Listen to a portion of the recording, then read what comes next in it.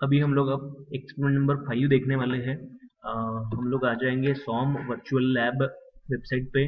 और यहाँ पर देखो, ये ministry of human resource development जो है गवर्नमेंट का, उन्होंने ये डेवलप किया हुआ है। और बहुत ही यानी बढ़िया प्रैक्टिकल यहाँ पर हम लोग ऑनलाइन वर्चुअली परफॉर्म कर सकते हैं। तो फिर से हम लोग जाएंगे लिस्ट ऑफ एक्सपेरिमेंट में। और यहाँ पर हमारा पांचवा प्रैक्टिकल जो है वो है कॉम्प्रेशन टेस्ट। अभी ये पांचवें प्रैक्टिकल में जो है हम लोगों को डक्टाइल मटेरियल बोला गया है। तो हम लोग डक्टाइल मटेरियल यानी माइल्ड स्टील हो जाता है, तो compression test on mild steel का हम लोग यहाँ पर प्रैक्टिकल परफॉर्म करेंगे। उसके बाद नेक्स्ट जो है, आगे हम लोग जाते हुए यहाँ पर देखेंगे, थियरी देख लेते हैं थोड़ा सा। जब कॉम्प्रेशन टेस्ट होता है, आपको पता है टेंशन टेस्ट में स्ट्रेस स्ट्रेन कर्व हम लोगों ने देखा हुआ है। तो टेंसाइल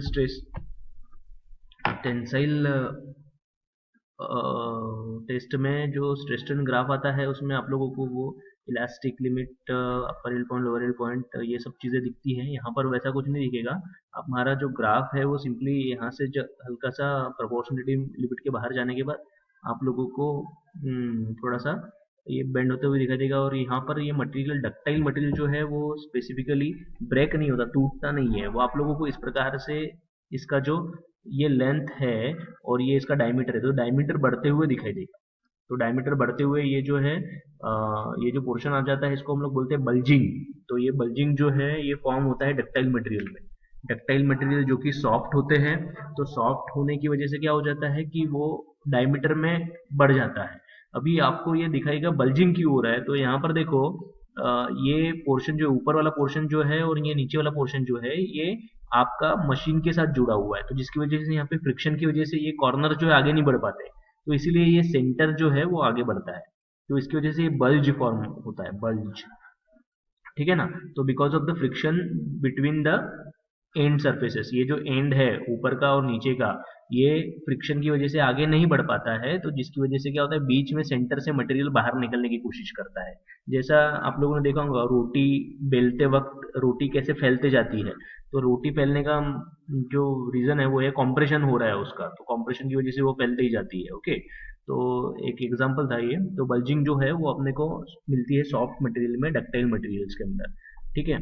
और अलग अलग प्रकार के यहाँ पर देखिए, अगर ज़्यादा लेंथ है तो आप लोगों को इस प्रकार से फेल्यूर मिलेगा, तो ये बकलिंग फेल्यूर कहलाता है।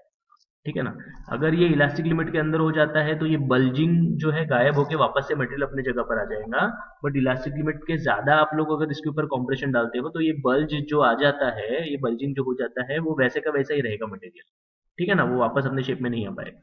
तो उसके बाद हम लोग देखते हैं, जब लेंथ उसका ज़्यादा होता है तो बकलिंग आ जाता है उसके अंदर, तिरछा हो जाता है मटेरियल, या इस प्रकार से अलग अलग शेप्स है जो कंप्रेशन के अंदर, सॉफ्ट मटेरियल जो है डक्टाइल मटेरियल के अंदर आ जाता है। ओके। अगर मटेरियल आपका डक्टाइल नहीं है, ब्रिटल है, तो उसमें क्रैक आ जाएंगी, उसका शेप चेंज नहीं होना, बल्जिंग नहीं आएगा, उसमें क्रैक आ जाएगी। ओके, ये आपको ध्यान में रखना है। सॉफ्ट मटेरियल, डक्टाइल मटेरियल जो है जब कंप्रेशन में जाते हैं तो बल्जिंग आने के चांसेस होते हैं या बकलिंग आने के चांसेस होते हैं। दिस इज बकलिंग, ये बकलिंग है। और जब हार्ड मटेरियल है, ब्रिटल मटेरियल, जब कंप्रेशन टेस्ट में हम लोग डालते हैं, कंप्रेशन जब होता है उनका, तो ये क्रैक आ जाते हैं उसके अंदर। ठीक है ना। उसके बाद हम लोग आगे बढ़ते हैं और हम लोग सिमुलेटर में जाते हैं। सिमुलेटर में जाने के बाद अपना यूनिवर्सल टेस्टिंग मशीन आ जाएगा। यूनिवर्सल टेस्टिंग मशीन आपको पता ही है। फिर यहाँ पर हम लोग आगे बढ़ते हैं। फिर हम लोग आए, स्पेसिमन आ गया। तो स्पेसिमन में देखो, डायमीटर हम लोग गिन रहे हैं इसका। तो ये डायमीटर आ गया पहला। हम लोग फिर से एक बार डायमीटर गिनेंगे, क्योंकि हो सकता है पहली बार हम लोगों ने सही नहीं गिना, तो फिर से एक बार हम लोग चेक करते हैं। तो फिर से एक बार हम लोगों ने चेक किया तो ये लगभग उतना ही आ गया। तो एवरेज जो है हम लोग इसका निकाल देंगे, है ना। 22 का एवरेज निकाल दिया, 22। फिर उसका एरिया भी आपको निकाल लेना है, पाई बाय 4d² करके आप लोग एरिया निकाल लो। उसका मोमेंट ऑफ इनर्शिया निकाला हुआ है इसने। ठीक है, जो कि हम लोग कहीं पर यूज कर सकते हैं इसको। नेक्स्ट आगे बढ़ते हैं हम लोग, उसका लेंथ गिन लेते हैं स्पेसिमन का, जो हम लोग स्पेसिमन यूज कर रहे हैं, इट इज 42 mm। फिर आगे जाते हैं। फिर हम लोग क्या करते हैं, इसको पार्ट को रखते हैं मशीन के अंदर। तो मशीन में आप लोग देखो, यहाँ पर क्रॉस हेड है और लोअर जॉ है। तो लोअर जॉ में हम लोग यहाँ पर रखेंगे, है ना। टेंसिल टेस्ट में क्रॉस हेड और अपर जॉ में था, अभी यहाँ पर क्रॉस हेड और ये लोअर जॉ में हम लोग मटेरियल को होल्ड किया है। आपको सिंपली यहाँ पर रखना है, यहाँ पर होल्ड करने की जरूरत नहीं है, सिंपली रख देंगे। और ये यहाँ पर जो अपना एक्सटेंसोमीटर है उसको ऑन कर देंगे। डायल इंडिकेटर लगा हुआ है, सिंपली डायल इंडिकेटर हमको बताएगा कितना डिस्टेंस कम हुआ या ज्यादा हुआ। तो यहाँ पर ये अपना प्रोसेस में आ गया, ये यहाँ पर जॉब रखा हुआ है, अपने स्पेसिमेन रखा हुआ है, दोनों जॉब्स के बीच में यहाँ पर रखा हुआ है। और सिंपली अभी ये जो क्रॉस हेड है ये नीचे साइड में जाएगा तो ये कॉम्प्रेस हो जाएगा। तो मैं मशीन ऑन करता हूँ। यहाँ पर आप लोग देखो ये मटेरियल रखा हुआ है, हम लोगों ने जूम कर दिया है ये पोर्शन को।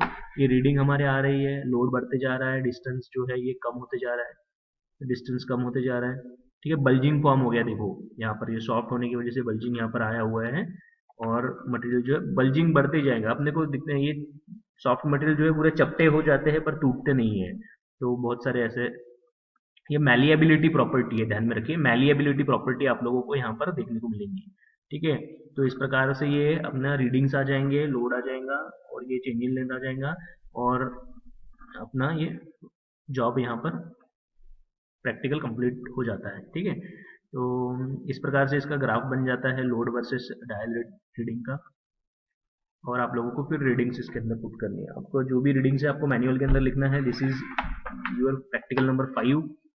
सिस्टमेटिकली हम लोग यहाँ पर जो अपना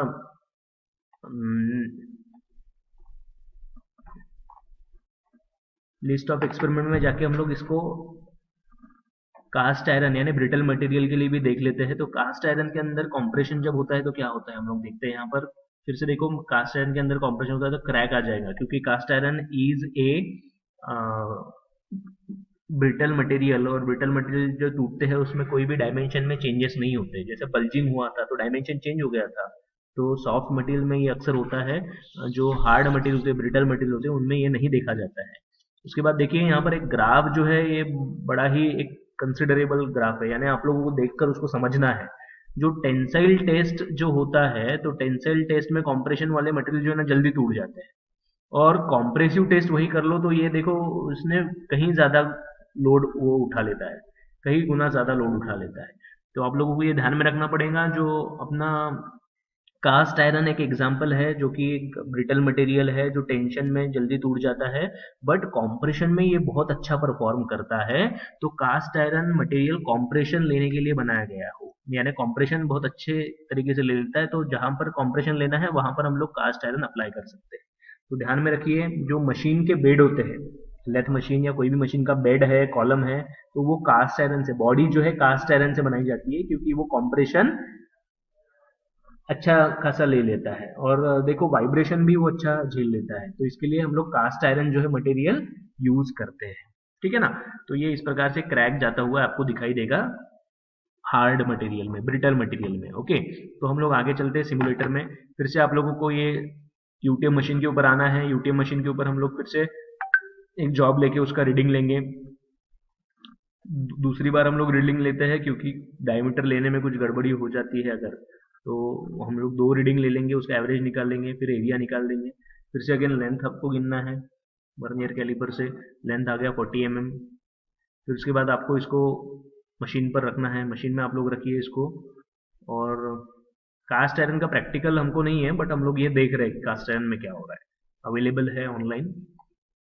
तो आप लोग देखे, इसके बाद मशीन ये डायल इंडिकेटर 0 पे सेट कर दिया और हम लोगों ने मशीन ऑन कर दिया। अभी देखिए इसमें क्या होगा, ये यहाँ पर जॉब रखा हुआ है लोअर जॉ और क्रॉस हेड के बीच में, और यहाँ पर जूम करके हम लोग इसको देख रहे हैं, रीडिंग हमारे पास आती जा रही है, क्रैक हमको यहाँ पर मिल गई है।